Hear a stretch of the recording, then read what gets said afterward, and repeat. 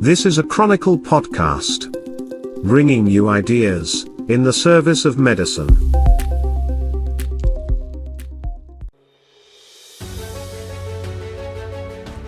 From the Chronicle podcast system, this is the NPC podcast of the National Pharmaceutical Congress for July 5, 2023. The NPC podcast is where we discuss and consider the purpose, process and people of the pharma industry, and today, we'll continue the healthcare conversation. This program is presented in cooperation with Impress, Canada's next-generation commercial partner. The industry is rapidly evolving, and Impress is designed to help you evolve with it. Learn more about Impress tailored best-in-class solutions at www.impress.com. Our guest today is Wendy Adams, the General Manager of Galderma Canada. Wendy will join your hosts, Jim, Mark, and Mitch. And to start today's conversation for the month of July, here's Mitch Shannon, CEO of Chronicle Companies. Welcome back to the NPC podcast from the National Pharmaceutical Congress. This is our special Canada Day edition, and I'm your co-host, Mitch Shannon, here in our podcast gondola, which is decorated for the occasion with a couple of maple leaf flags and an Ontario Red Ensign flag, and also the Fleur de Lis de Quebec. It's there that we find James Shea, the General Manager of the Council for Continuing Pharmaceutical Education in Montreal. Jim, happy Canada Day and Bonne Fête Nationale. Well, thank you very much. Fireworks are outlawed right now, as everybody can imagine. We're not allowed to do anything that can create a spark, but hopefully this podcast will, and maybe we can draw out some fireworks today, a little bit of explosive stuff, or who knows. We'll see. And then the burning schoolhouse to wrap it up, right? So another proud Canadian, almost irrationally proud, here with us in our gondola is the pharmaceutical industry consultant and health policy expert, Mr. Mark McElwain. Mark, if I may ask, why are you so darn proud to be Canadian? Irrationally proud. Well, we can all love our home and native land, get a bit emotional about that, and that's okay. Even if Canadians still have a little bit of room for a better approach to some of our problems. But if you talk to people from other countries, they generally have some really positive things to say about Canada. There's a saying that the American dream is alive and well and living north of the border in Canada.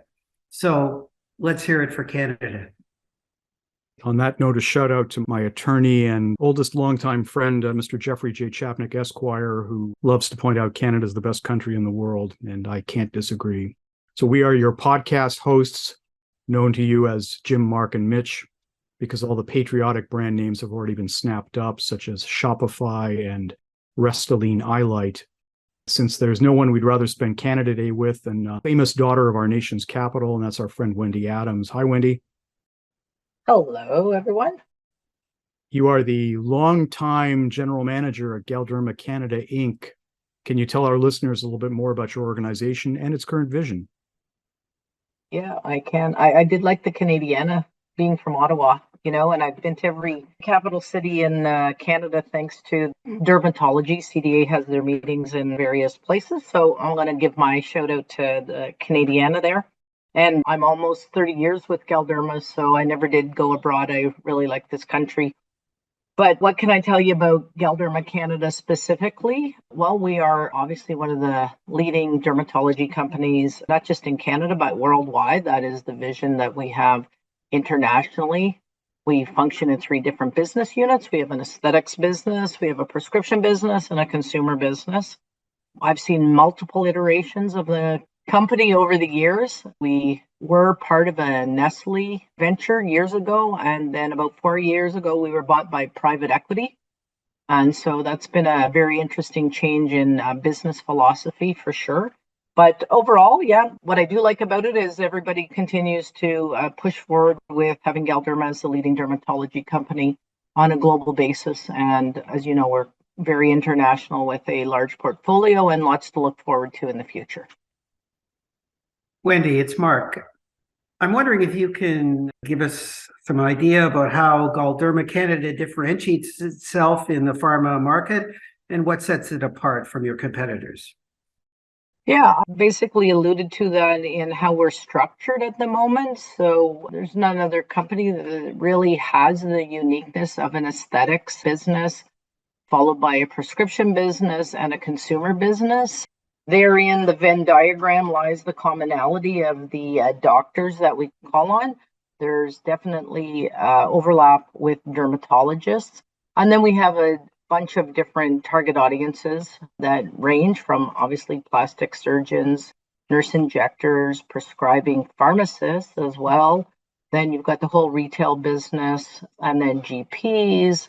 So, our target audience is quite wide. And though we're really specific to dermatology, we do cover a lot of varying prescribers. That makes us definitely different in the marketplace. Top of that, we do have brands that are in the first or second spot within their disease state. So I think also that's testament to the success we've had, but it does speak to the value of the products that we have and how they really address the patients in the marketplace.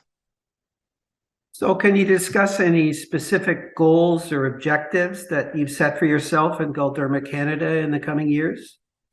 Well, without going too much into the pipeline, we've been typically a topical business within all three businesses.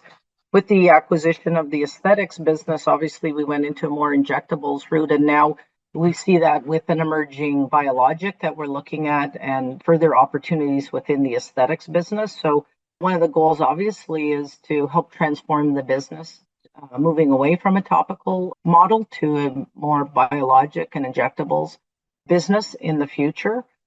We've been very successful, I'm happy to say, over the course of my tenure to deliver double-digit growth. And so that's been an objective.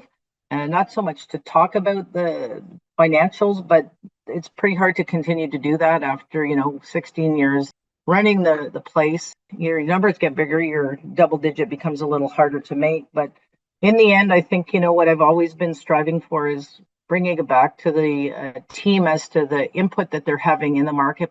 Right? How we're helping the patients, not the prescribers for sure, but also the patients. And Mitch is very well aware that we have a walk for Camp Liberté as a way to unite sort of what we do for the doctor, the products we put on the market, the prescribers that use it, but ultimately how our products do help in a compassionate way, really, the kids. And so we do a nice walk every year for Camp Liberté. And I'd have to say it's been a goal of mine that we continue to raise funds and help send a kid to camp. So I like to use that sort of as a unifying point for what we all strive for, because sometimes people are caught up in the numbers. They're not always remembering how it helps the doctors and the patients. So we have a lot of patient testimonials right now that we're doing. So I think that, as far as what else makes us unique or how do we bring things together and tie the vision, it's always important that we're hearing not just from the physicians, but we actually have the patients who,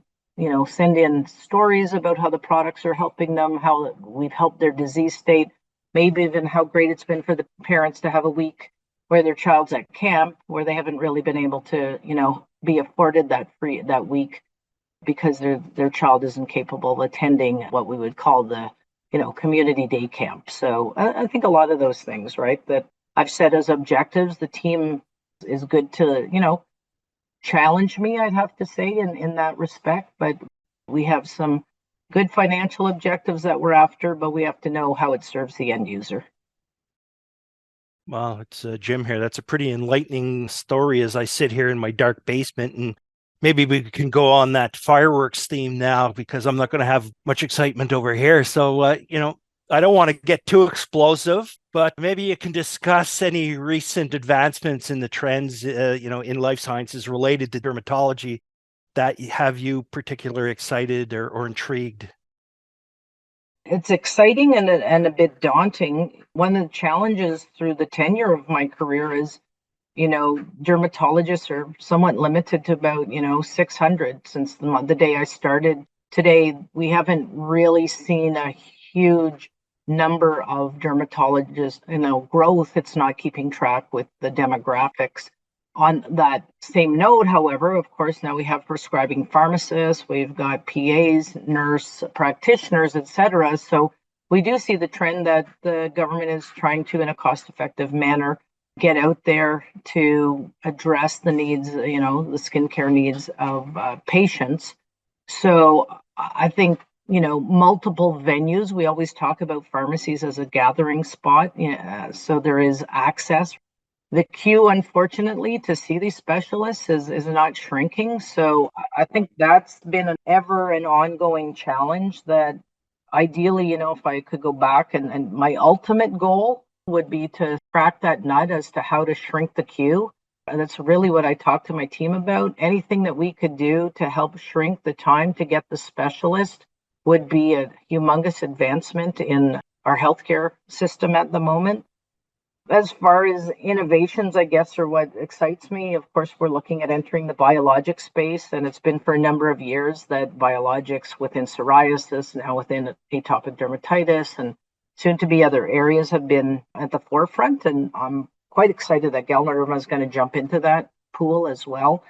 When we talk about patient stories, what excites me when I hear the success for patients and how these can be life-altering therapies for them, I would like to be able to talk in the near future about those similar stories coming from the Galderma offerings. So I see those sort of as a trend, I guess. And then lastly, just because I came off a half-day session on AI, again, sort of these trends that scare you and, I don't know, what do you say, light you up in your fireworks vein, Jim?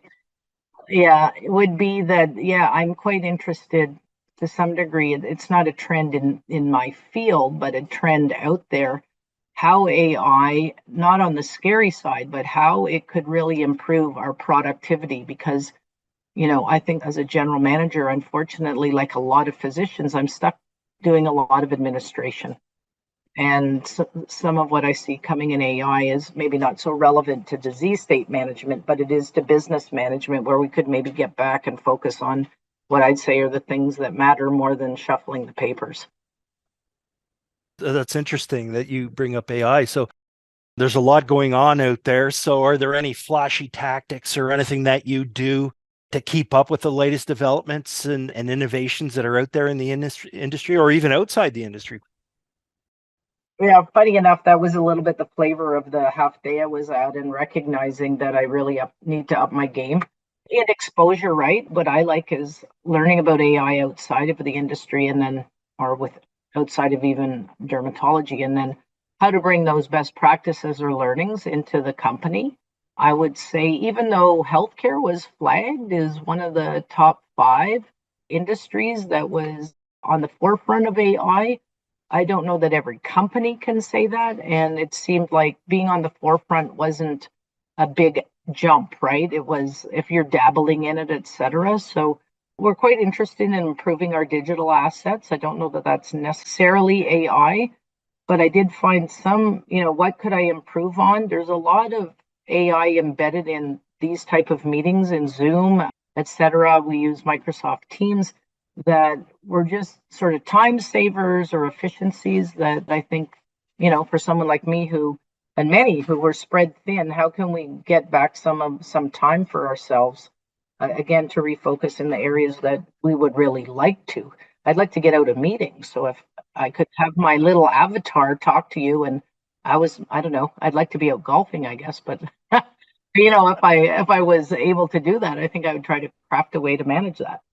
Oh no, Wendy, the avatar goes golfing. You stay in these Zoom meetings. Yeah, well, I almost feel that way. You're listening to Ottawa's own Wendy Adams, GM of Galderma Canada, here on the Canada Day edition of the NPC podcast. So forgive me, Wendy, I'm going to use 2 of the current cliches of business speak, but how do you foster a culture of innovation and collaboration within your teams? Really at the forefront for Galderma at the moment, because we are looking at ways to leverage our 3 businesses. So the collaboration, I'd have to say, is a little bit forced at times. I host meetings with all 3 businesses, particularly in this case with the marketers, because they're developing the assets to put in the hands of the sales team. And it's actually a little bit more about creating awareness, really, about what's available. And then, from there, it kind of takes off. So, the marketers don't always get the time to be creative. So these sessions do allow them, to think a little bit more innovatively, take from the other business units and grow within each other. But across the board, that collaboration is facilitated a lot by meetings. And then there's a little bit of, people do like to get, once they're in the room, I think getting people together and we're not stuck behind the screen. You see that again with people getting back in meetings, just that talking, right? So I think that's the other part about innovation. I mean, innovation requires people to be creatively thinking and engaging with one another, springboarding their ideas one from the other, taking ideas from other industries and asking and challenging, perhaps how it could work within their own.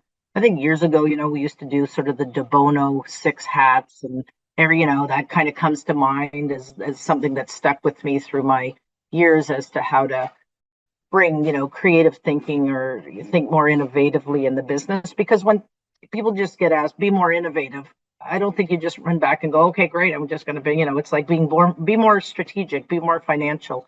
Well, you actually have to be, involved in sessions and I guess meetings, discussions that foster that. So the innovation part I found lately has been spurred by the fact that we're back at live meetings and talking to, in my case, I'm talking to the dermatologists, and I'm very lucky to have known them for so long that they bring ideas to you, right? Hey, I had this idea, this happened in one business, or I was thinking, they're thinking on your behalf, in fact. So shout out to the doctors that come forward and brainstorm and think for you, because of course it would help manage their patients or maybe their workload, or it gives them an opportunity to look into research. So I feel overall, obviously that human engagement is paramount to innovation. But then, yeah, I mean, it's fine to attend an innovation summit. I think that can be helpful, but I don't think doing it in isolation is helpful. You have to do it with your peeps, really, right? Like you got to do it with your team, and you got to do it with the prescribers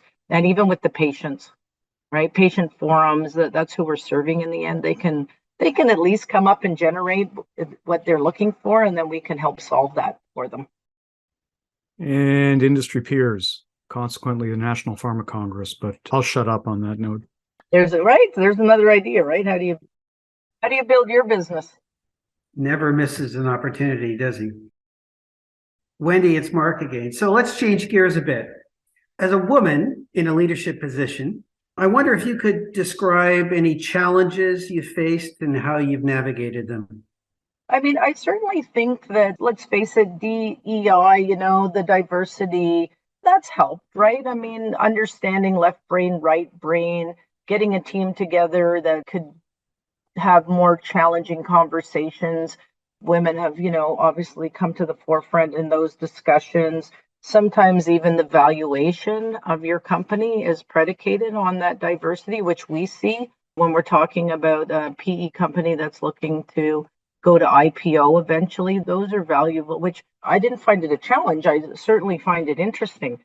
If you want to know a challenge where I found, being a female very visible and relevant was, years that I worked in the consumer business as the key account manager. So that was really a sea of men. That was sort of interesting, getting used to being in meetings with lots of men, but that was a sea of men. And so, but good to know that, there was good commentary and exchange. So I think as a female, I don't know that it's much different than a male, that you rely on your teams, you rely on good insights, you have to have a strong network. I do think it's been great that there's more identity, that, diversity, equity, inclusion, those are all really helpful from what I see. Unique challenges. I mean, I don't, sometimes I think I was touted around, at the time, oh, look, we have a female leader, right? Oh, good, there's one in the company. They happen to be in Canada. Fabulous. Oh, she's bilingual. Tick 2 boxes. That's amazing. So I do think there was a little bit that I don't mind that. I think in the end, if it helped on the positive side and grow more female leaders, I think that's good. I will say, however, a challenge I do find is sometimes the people, and I'll say the females, feel somewhat guilty if they're not interested in progressing to a more senior role, right? I almost feel like they're telling me they feel they're letting us down. I think, it's a choice for everybody, anyone who's moving into a more senior role, who may have to make some sacrifice to their family and travel, etc. We all face, it doesn't matter, male, female, etc., LGBTQ, all that. It does, everybody faces those exact same challenges, and then you have to choose. And hopefully you have a good support network like I do at home, and a strong partner who's willing to pick up the slack and allow you to kind of, live the dream. Now, when you talked about in the good old days as a key account manager, let's even go before that. You have a bachelor's degree in organizational behavior, and I noticed that a lot of your answers so far have come in that vein. So how's your education impacted your career and, in this industry? I do have a Bachelor of Commerce, so organizational behavior would be one of the courses under it. So I think, from that side, let's go with the organizational behavior. What do I spend a lot of my time doing? I manage financials and I manage people. So absolutely my background, I'm not a science major. I'm, paid to figure out how the science moves the business forward. And I like that, particularly enjoy the strategy side of the business. But for sure, looking at people management, that's what it's about. How do you get your team together? How do you motivate them? How do you move them forward? How do you structure it so that there's succession planning?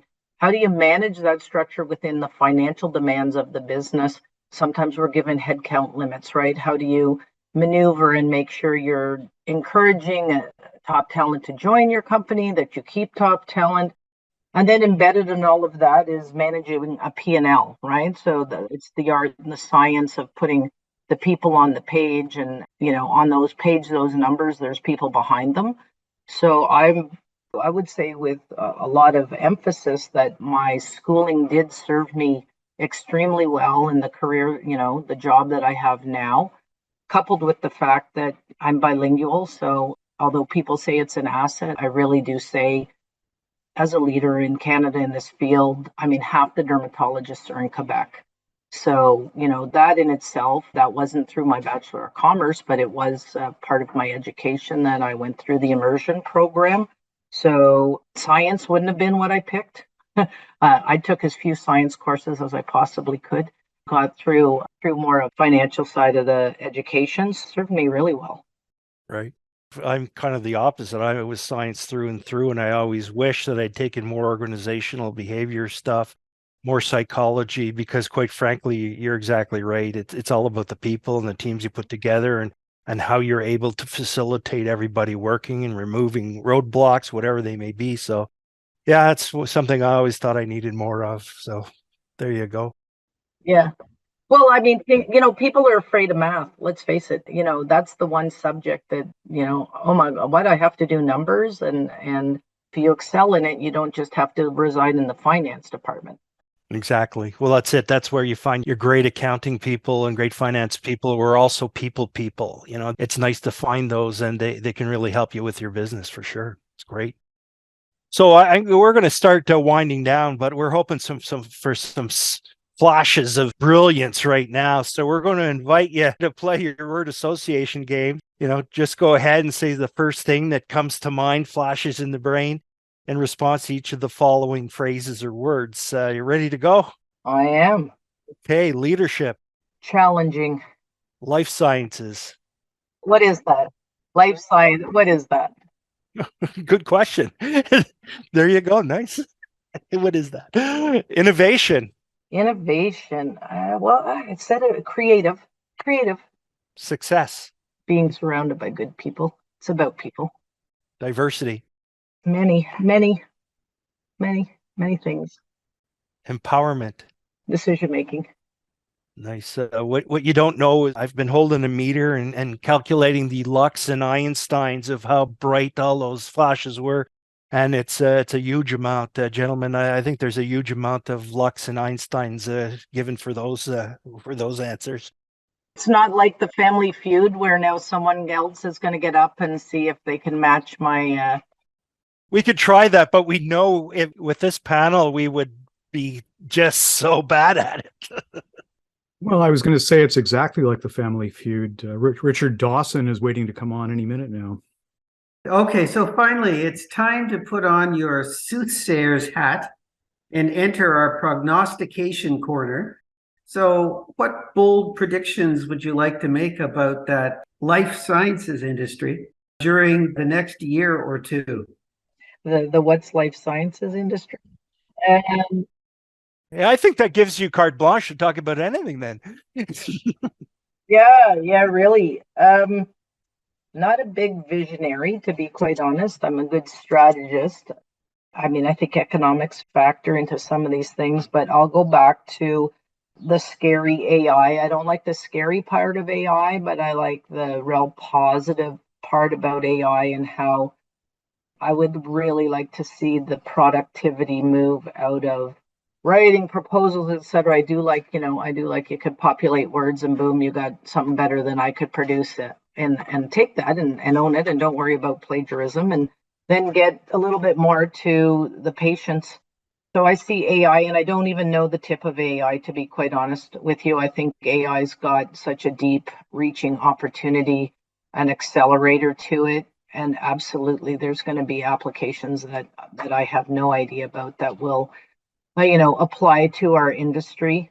I remember years ago, and I'm hoping still that it will come to fruition, is, the phone.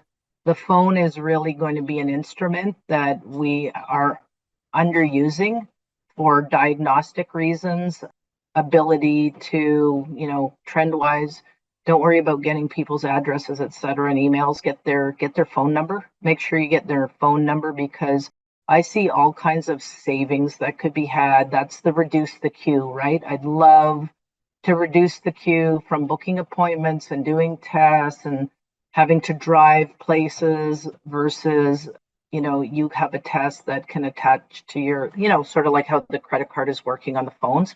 So, Mitch, I'm sure you're on top of all of this, and you're going to call me afterwards and run me through everything that I don't know that's already in existence. But I do see, besides AI, I see the trend of the phone playing a much more active role in healthcare management. And it's not just apps. It's not just an app for that. I'm just think there's better diagnostic tools that can be attached, like the credit card system, that we can, manage ourselves in our own home in some maybe, situations where, we're not as well as we'd like to be. It's Jim here. Over COVID, my dermatologist said, send me a picture.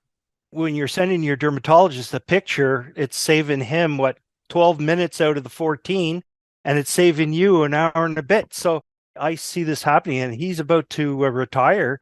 And he said, don't worry, they're going to replace me real quick, because it's all going to be, we're sending pictures to everybody. And 80% of my business is just looking at something. And then, if it's dry, wet it. If it's wet, dry it, Exactly. So that should be interesting. So he was actually saying that dermatology is maybe one of the places where AI may be working, because they're already working with just getting a picture off the phone now. So, Yeah, and think about the kids too, right? Like, this generation, like, think of what they're bringing forward. That's, I'm always at work saying to people of my vintage, let's say, where, they're wearing their earbuds in the meeting, and I'm like, well, they're going to be the managers of the future, guys. Like, it's not for them to adapt to us. We have to adapt to them. So I think just a little bit by the natural succession here, where people are going to be forced into that more digital role. But the phone for me is it. I think there's another generation coming that'll push us there. Yeah, supposedly one of the three specialties is going to be disrupted first by all this. But Wendy, I'm going to give you the courtesy of waiting until after the long weekend to get a hold of you to talk about this some more. Thank you. No problem. And I think it's a really important point. We have to keep that in mind going forward. Change is inevitable. So, Wendy, it's always fun spending time with you, and AI is simply no substitute for that. And it's been inspiring seeing how you've helmed Galderma through its, how do I call it, through its amazing race in the last couple of decades.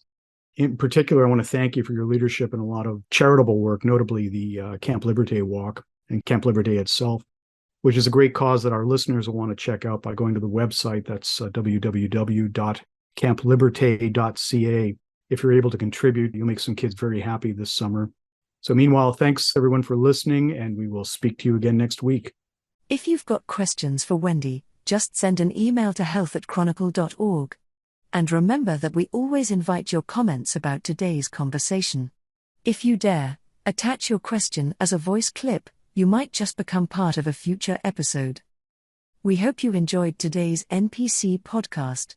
If you did, please like it, rate it, recommend it, and make a point of sharing it with your network. You can find us at Apple iTunes or wherever you get your podcasts, or just ask your smart device to play the National Pharmaceutical Congress podcast on Audible, Spotify, Amazon Music or TuneIn Radio. The NPC podcast is presented in cooperation with Impress, Canada's next-generation commercial partner. Learn more at www.impress.com. I'm your announcer, Leona Void, speaking. This podcast was produced by Jeremy Visser, with help from Kylie Rebernick. Research for this program came from John Evans. The musical theme is performed as always by the NPC Studio Orchestra, under the direction of Maestro Gunsel Milbrook. We'll speak again soon.